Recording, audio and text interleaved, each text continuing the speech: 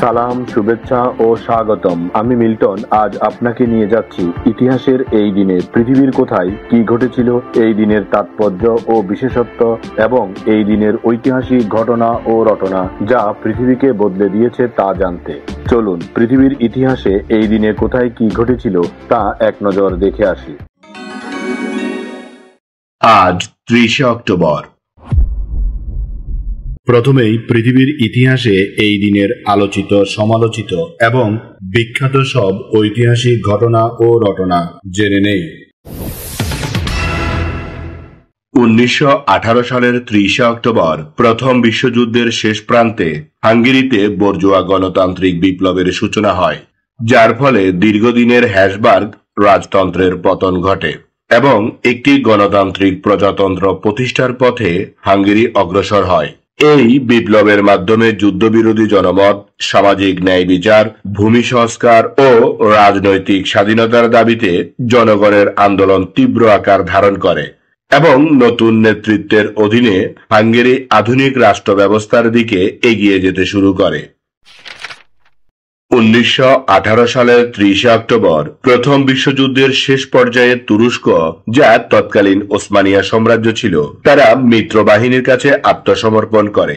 এই আত্মসমর্পণের পর মুদ্রুস চুক্তি স্বাক্ষরিত হয়, যা তুরস্কের ভূখণ্ডে মিত্র বাহিনীর নিয়ন্ত্রণ, সেনাবাহিনীর নিরস্ত্রীকরণ এবং সাম্রাজ্যের ভাঙনকে ত্বরান্বিত করে।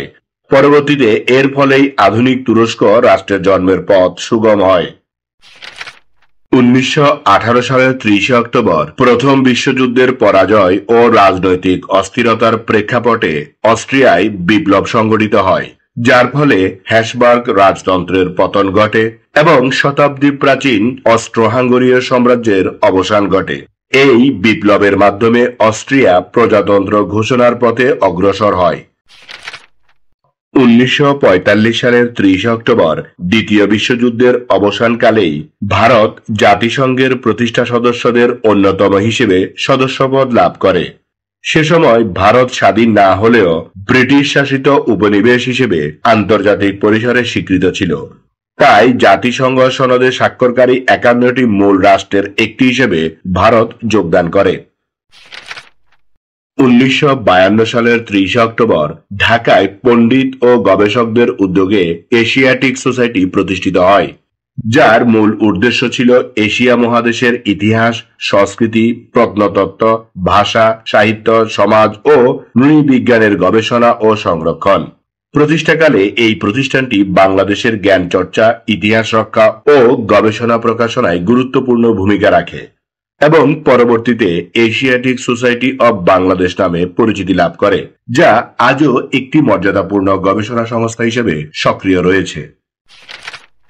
1958 সালের 30শে অক্টোবর বিখ্যাত পর্বতারোহী স্যার এডমন্ড হিলারি নিউজিল্যান্ডের কমনওয়েলথ ট্রাস্ট অ্যান্টার্কটিক অভিযানের নেতৃত্ব দিয়ে দক্ষিণ মেরুতে পদার্পণ করেন। তিনি প্রথম ব্যক্তি হিসেবে গাড়ি ব্যবহার করে স্থলপথে দক্ষিণ মেরু জয় করেন, যা ছিল মানব অভিযানের ইতিহাসে একটি উল্লেখযোগ্য সাফল্য। এভারেস্ট জয়ের পর এই অভিযাত্রীর কর্ম তার বৈশ্বিক খ্যাতি আরও সুদৃঢ় করে এবং অ্যান্টার্কটিকা গবেষণা ও অভিযানে নতুন দিক উন্মোচন করে। 1992 সালের 30শে অক্টোবর রোমান ক্যাথলিক চার্চ আনুষ্ঠানিকভাবে স্বীকার করে নেয় যে গ্যালিলিও গ্যালিলির মতবাদ সত্য ছিল।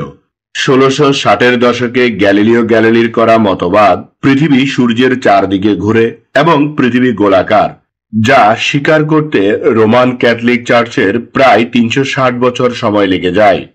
1700 শতকে এই বৈজ্ঞানিক সত্য প্রচারের জন্য গ্যালিলিওকে ধর্মদ্রোহী ঘোষণা করে গৃহবন্দী করা হয় এবং মৃত্যুদণ্ড দেয়া হয়। দীর্ঘ বৈজ্ঞানিক অগ্রগতি ও গবেষণার পর অবশেষে চার্চ তার ভুল স্বীকার করে গ্যালিলিওর প্রতি ন্যায় বিচার প্রতিষ্ঠা করে, যা পৃথিবীর ইতিহাসে ভুল স্বীকার করার একটি মহৎ দৃষ্টান্ত স্থাপন করে। 2011 সালের 30শে অক্টোবর নারায়ণগঞ্জ সিটি কর্পোরেশন নির্বাচনে সেলিনা হায়াৎ আইবি বিপুল ভোটে জয়লাভ করে দেশের ইতিহাসে প্রথম নারী সিটি মেয়র হিসেবে নির্বাচিত হন। এর মাধ্যমে তিনি স্থানীয় সরকার ব্যবস্থায় নারীর নেতৃত্বের নতুন দৃষ্টান্ত স্থাপন করেন। এবং জনসেবামূলক কাজ, সুশাসন ও নাগরিক উন্নয়নে সক্রিয় ভূমিকা রাখার জন্য ব্যাপকভাবে পরিচিতি অর্জন করেন। এবার জেনে নেই এই দিনে জন্ম নেওয়া কিছু কিংবদন্তি ও অসাধারণ মানুষের কথা।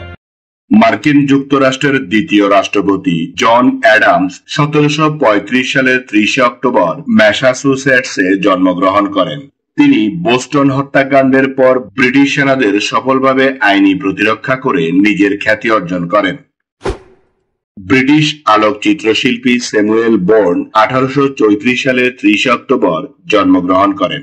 তিনি 1863 থেকে 1870 খ্রিস্টাব্দে ভারতে আলোকচিত্র কর্মের জন্য খ্যাতি অর্জন করেন এবং তিনি সিমলাতে চার্লস শেপার্ডের সঙ্গে বার্ন অ্যান্ড শেপার্ড কোম্পানি প্রতিষ্ঠা করে কলকাতায় এই কোম্পানির শাখা খোলেন। বাঙালি লেখক, ছড়াকার, শিশু সাহিত্যিক, রম্য রচনাকার, প্রাবন্ধিক ও নাট্যকার সুকুমার রায় 1887 সালের 30 অক্টোবর কলকাতায় জন্মগ্রহণ করেন। তিনি লেখক, নাট্যকার ও সম্পাদক হিসেবে বাংলা শিশু সাহিত্যে অমর সৃষ্টি করেছেন এবং সাহিত্য জগতে অবিস্মরণীয় অবদান রেখেছেন।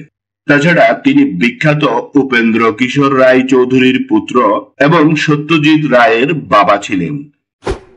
নোবেল পুরস্কার বিজয়ী আমেরিকান চিকিৎসক ও শরীর বিজ্ঞানী ডিকিনসন ডব্লিউ রিচার্ডস 1895 সালের 30 অক্টোবর মার্কিন যুক্তরাষ্ট্রে জন্মগ্রহণ করেন।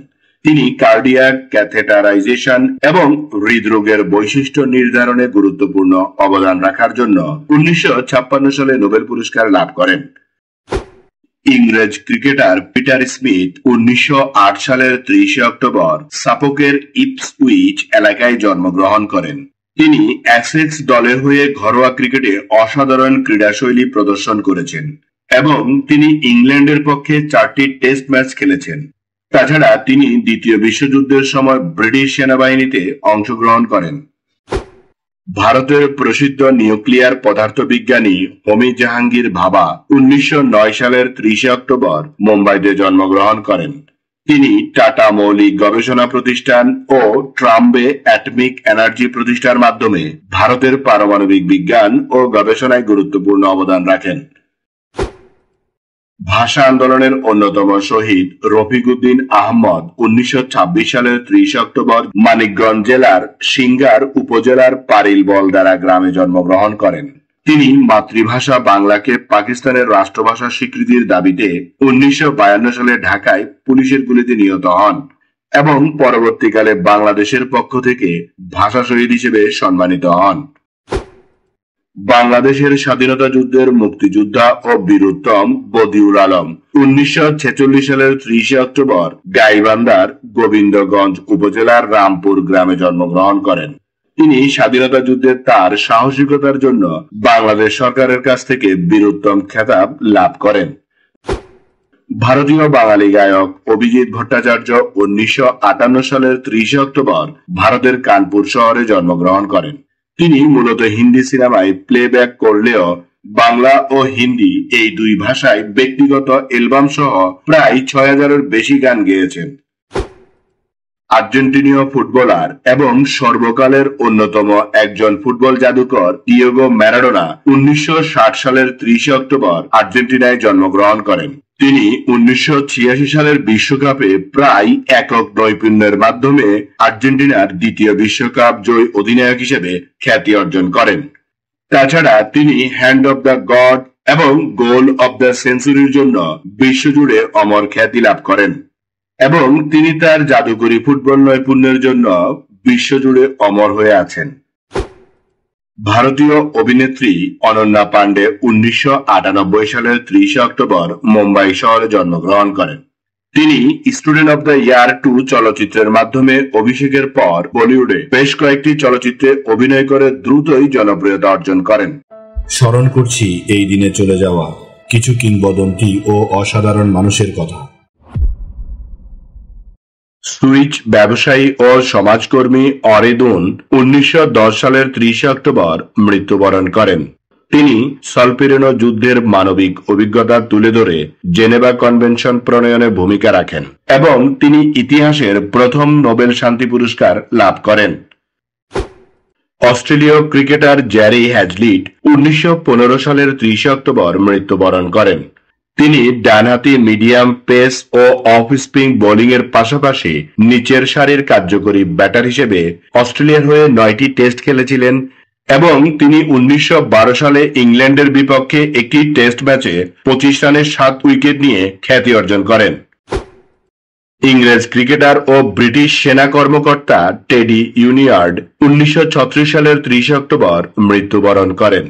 তিনি হ্যাম্পারশায়ারের পক্ষে প্রথম শ্রেণীর ক্রিকেট খেলেছেন এবং ইংল্যান্ড জাতীয় দলের হয়ে 3টি টেস্টে অংশ নিয়েছিলেন।